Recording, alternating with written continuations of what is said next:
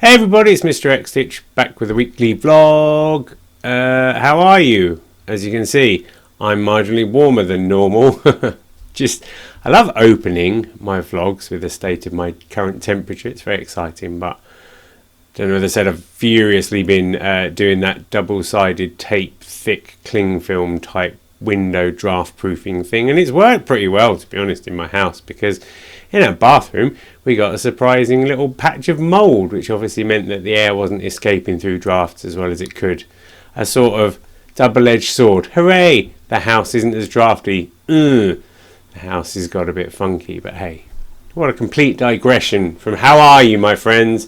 I've been furiously at it. There's a lot of production going on in XStitch Towers at the moment because we've got the magazine on the horizon. We've got a special edition calendar and magazine on the horizon. I've got to put that out for pre-sale, and I'm starting to do the marketing for my next XStitch along morning walk. Comes out start next year. It's got a nice kind of mindfulness vibe about it. Nothing too hippie, but you know, at the same time, namaste everybody. So that's good. So there's lots going on, and my procrastination urges are strong. Yesterday at home I got fibre broadband installed in the house, so now my broadband download speeds have gone from 60 megabytes a second to 100 megabytes a second, which is, honestly, I thought it'd be like 10 million gigabytes per second, you know, feeling like I've dipped into the matrix and stuff. But after all that, I mean, they're pretty good anyway. It's such a first world thing to be going on about. But I had to like move bits of furniture because the broadband's coming into my office, which is upstairs in the house. So I had to move bits of furniture, and then I was like working on my magazine, having to keep my head down and do production, and all of a sudden, like my procrastination angels are like, Jamie, your office is maybe this is a good idea to reorganize your office now, because you know you've had to move some furniture, so why don't maybe you move your desk, and those cables underneath your desk are looking awfully untidy, and have you ever thought about maybe painting something on the walls? And I was just like, no, do not listen to the voices, get your head down, do the mundane magazine-y bits that you've got to do. I tell you, man, so hard. Fortunately, I had plenty of other things to distract me, like the fact that at 3 o'clock every day I have to go and get Flora from school. So, you know, I hung on in there, grinded it out, but it's bonkers, honestly. And then I'm like, Notion, link in the show notes. If you've not tried Notion, you need to try Notion. If you don't know how to use Notion, come and talk to me about it. Notion have just added like the ability to do recurring tasks, which is a thing that's been much needed for a long time. So I'm kind of want to see if I can use that. And I was talking with my good friend Melorize about how she's using calendars inside Notion and stuff, and thinking maybe that's a solution. And again, I'm like, no, that sounds like you're working, but you're not. You're avoiding your responsibilities. So I will keep soldiering on. I put my office back after I'd been to a meeting last night. Everything is as it was, nothing special. Don't need it to be special, all I need is to get the shit done. You know how it goes, so hang on in there, everybody. I went to a really interesting meeting. So I live in Crewe, and Crewe used to be a magnificent town with a strong railway tradition and lots of other things that made the town proud. And over the years, as with a lot of these towns, you know, things have gone certain ways. You know, retail parks open up and town centres dry up and businesses come and go. And I mean, it's fair to say that Crewe has seen better days, but when I look at it, I think, my God, there are better days to come. And so I went to this thing called the Crewe Cultural Forum yesterday to just see what the gossip was, and it was really interesting to meet, you know, some of the people who are influential in this space, and then also to go, man, I've got lots of ideas. Now, I used to live in Bedford, and Bedford had a really great grassroots cultural movement going on with some really energised people and some really smart ideas and stuff. And I'm kind of hoping that we can do the same things here in Crewe. So having met a few people and done a bit of networking, I'm now pondering. I've got ideas in the back of my head, kind of procrastination, about what could be done in the town and stuff. But it seems to me like it's great because Crewe, like, for instance, Crewe doesn't have an art gallery. And, you know, that's a very frou-frou, ha-ha thing to say, but it's like, let's put an art gallery in. Let's put an art gallery in for kids. Let's find an empty space and turn it into an art gallery and just have exhibitions. Shit, I could probably put a textile art exhibition from a different artist in there every month for a year without even blinking.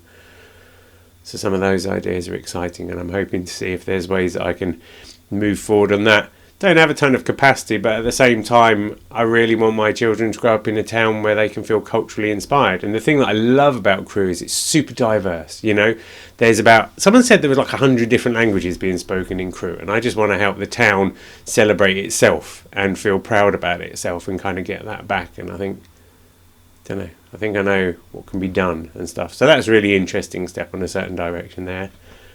And then the other thing I thought I'd talk about is I've been listening to this email marketing podcast. Now, apologies to those of you who listen to my vlogs and also read my newsletters, because I do have a habit of repeating myself. But one of the products / courses / pieces of advice that they have in this email marketing podcast is about doing more emails to people.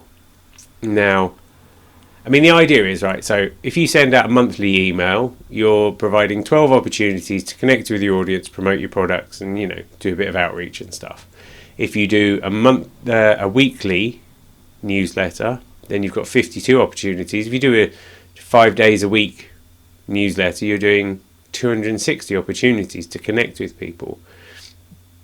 And their mindset is, yes, you will lose some people because they don't want to hear from you so often, but actually, if you do the numbers, more people will see more of your emails over time, because the same people won't read all of them. But if you're sending them out regularly, you've got more opportunities. Was it Wayne Gretzky said you miss 100% of the goals that you don't shoot? So it's like the more shooting you do, the better you are. And it's definitely got me thinking about whether I can do more, you know, magazine promotion and Mr. XStitch promotion via emails. At the moment, I send out a brilliant weekly email newsletter. I say it's brilliant. And, you know, within that, there are 4 or 5 different things, a bit of inspiration, a bit of whatever I'm blethering on about. Even I put this this video in there. So there's a sort of circular loop. But maybe I can break that down and turn that into a sort of thrice weekly email. The critical thing, and this is, you know, the conversations I've had with people, the critical thing about sending out newsletters is that they have to have value for people. You don't just want to go, buy my stuff, and you don't want to, you know, even go, oh, you can still buy my stuff and it's coming up and stuff. You need to add value. You know, I enjoy the banter. I enjoy a bit like this, just randomly talking to you, you know, and saying what's going on. And so I'm thinking of ways that I can find to kind of do that in a way that's comfortable, and not in a way that you're like, oh God, I'm getting so many emails, because I would hate that myself. I hate the idea of getting daily emails from people that are just are of no value. One of the things I do is I've got a separate email address, and I subscribe to the newsletters of my peers so that I can see how they do things, how often they do things, and sort of take notes and stuff like that. And those will go into a separate folder, and then I dive into them when I need to. But it's interesting to see those things and just to find that balance, you know, where if 3 times a week I'm just sharing something and it's something human and it's something meaningful and something that adds a bit of a smile to your day, then maybe it's worth doing. And you know, with the newsletters, I don't think you should hard sell all the time. But at the same time, if you send something of value and you go, oh, by the way, this is happening, or this post was brought to you in association with the tropical issue of XStitch magazine, you know, something like that, then people have got the opportunity to move further if they want. It's just really interesting. It's really got me thinking. I've spent a lot of time listening to ideas and thinking about email marketing at the moment, because I do think it's one of the best opportunities we all have. You know, permission marketing, connecting with people and stuff. So that's kind of what's going on. And I talked about it in my Business Homies newsletter as well. So there's a link in the show notes to my newsletter. And if you check on the box Business Homies, then you get my one where I don't talk so much about needlework, but I talk so much about kind of running a business and stuff. Oh, and then my friend Annie, who's known as Hustlewell, has got 2 workshops coming up in December, and I've signed up for one of them, and they're goal setting workshops for the following year. And what I like about this is it's about looking at your business, seeing what works, seeing what could be better, looking about where you want your business to be in 12 months time, and then writing down goals and spelling out the steps you will take towards that progress. And I'm going to do it, and I think it's going to be uncomfortable, but I think it's going to be great, because one of the things that I don't do often enough is make plans that are deliberate, make plans that have steps. I go, oh, I think it would be brilliant to update my newsletter, or I think it would be brilliant to try and rearrange the contents of my website so that Google attracts it more often. But is that something that's taking a tangible step towards my goals? The thing I like about this workshop is it's going to be like, right, January, you got 3 goals. What are the 3 steps you're taking towards that, or the weekly steps you're taking? So I'm looking forward to do that. I'll put Annie's links in the show notes. She's got 2. She's got one on a weekend and one on a weekday. And have a look. 30 quid. Brilliant value. So there you go. Massive brain dump. I'm going to go because it seems like my phone is ringing. I better go and answer it. So hope you're well. Let me know what you're up to in the notes. Thanks for being part of the adventure. See you soon. Bye.